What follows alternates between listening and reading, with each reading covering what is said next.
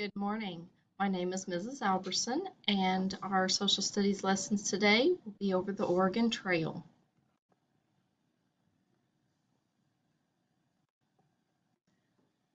Why did Americans want to travel 2,000 miles to settle in the West? Many went to escape the crowding and poverty of the cities of the East. Poverty is being poor. Others went to escape crimes or creditors. Creditors are people they owe. Some wanted land for their own to farm, and the Homestead Act made that possible. Some received letters from friends or family who had moved west, encouraging them to join them on the frontier. Whatever the reason, and in spite of the dangers from illness, exhaustion, bad weather, snake bites, dirt, dust, robbers, and rough terrain, many thousands of Americans did go west. Wagons hauled goods, but people had to walk 2,000 miles. Faced with the hardships of the trail, some people gave up and went back home. The Oregon Trail was an actual path. By 1843, when the first large wagon train was organized, a route existed across the continent from Independence, Missouri to the Pacific Ocean. It was an actual trail, mostly connected, created by Indians and trappers. The period 1843 to 1855 saw the heaviest traffic on the Oregon Trail. As wagons headed west, this trail became more defined. In places, the path became 6 to 10 feet deep and 50 to 100 feet wide. You'll have a link to an interactive map that you can check out after the video lesson. Just scroll down here. You'll see there's pictures and some information about the pictures that you can read. There's the map, and it takes you on a tour of the Oregon Trail. You start at stop 1, and it tells you about Independence, Missouri.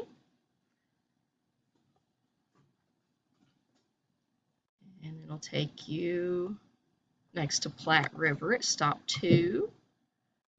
This would be some interesting information to read. Go to stop 3, the heart of the Great Plains.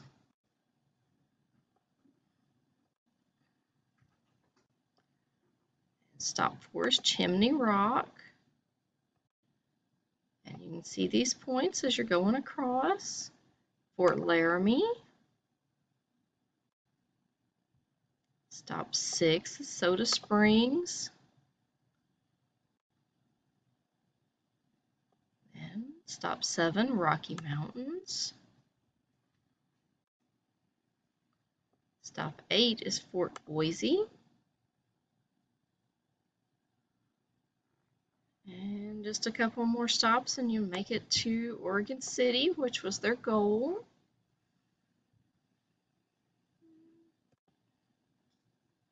But you can check that out when we're done with this lesson. What was a wagon train?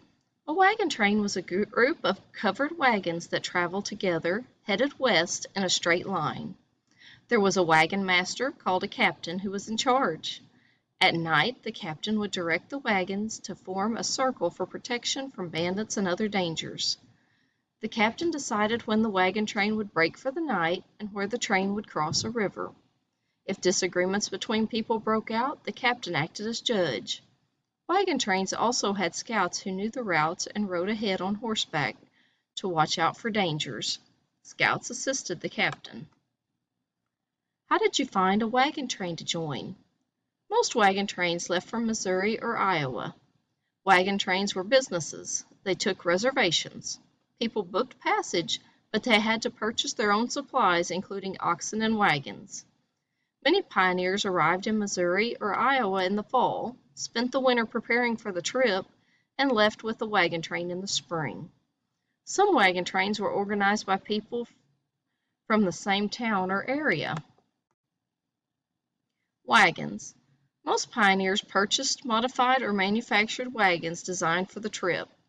Some had built-in features like sleeping berths or cots and false floors over large storage areas. Some wagons were very simple. Some families had more than one wagon. Travelers were warned not to bring too much, but many people packed so much that the oxen died and the wagons broke from the weight. Possessions like cooking stoves, pianos, organs, rugs, grandfather clocks, and even tools had to be abandoned on the trail. What did they take with them? A wagon held about 2,000 pounds of goods. People were advised to carry enough food to feed their individual families for at least 5 months. Wagons held dried food and staples like flour, sugar, a substance similar to baking soda, coffee, tea, cornmeal, bacon, crackers, dried meats, dried fruits, dried beans, split peas, oatmeal, vinegar, salt pork, potatoes, rice, yeast, salt, and a barrel of water. They made their own clothes, so they brought needles, thread, pins, scissors, and sometimes even cloth and leather. They had to make their own repairs, so they brought saws, nails, knives, hammers, shovels, and string. Tools were important but heavy, so they had to be selected carefully.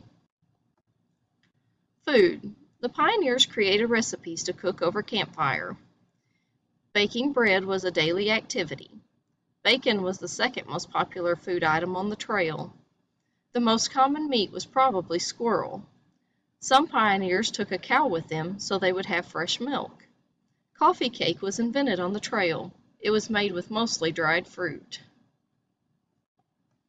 Clothes. Clothes had to last. The clothing the pioneers brought with them was all they had to wear, unless they could buy or trade for clothes along the trail. Between dust, dirt, sweat, rips, and tears, clothing took quite a beating.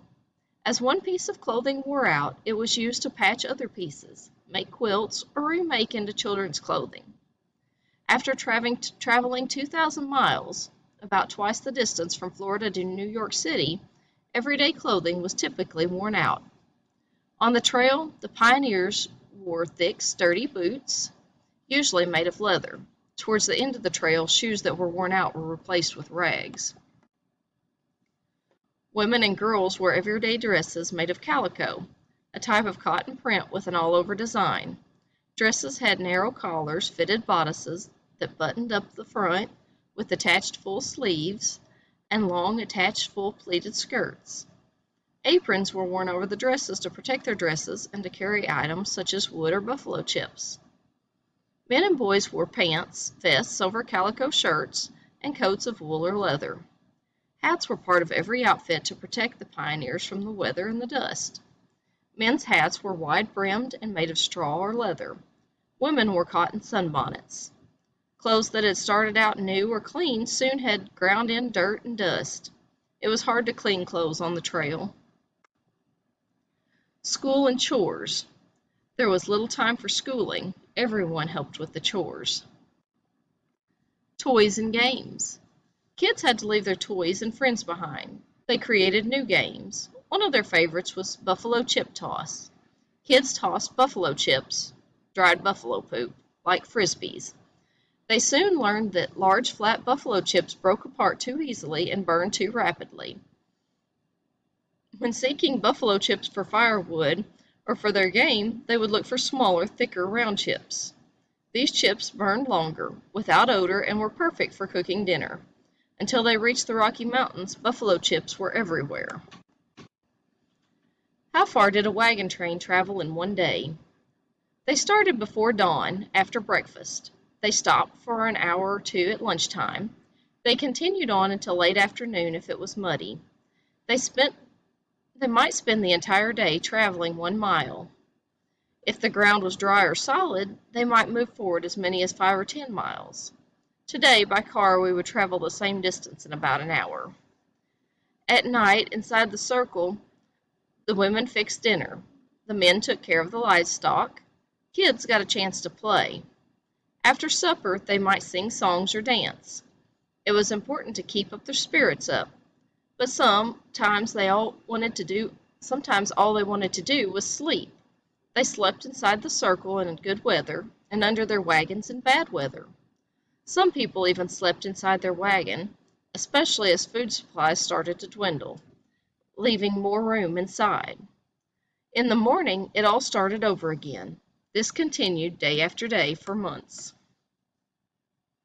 Stopovers. They did take a break now and then. Wagon trains would stop occasionally by a river or spring for 2 days to give people time to wash clothes and repair wagons, tents, and tools. These were very necessary stops. People needed time to regroup and recover and to remember why they were risking their lives to head west.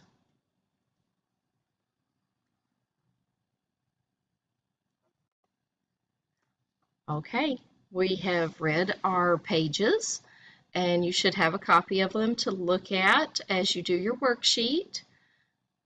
Read your questions thoroughly, and then look for the answers in the paper.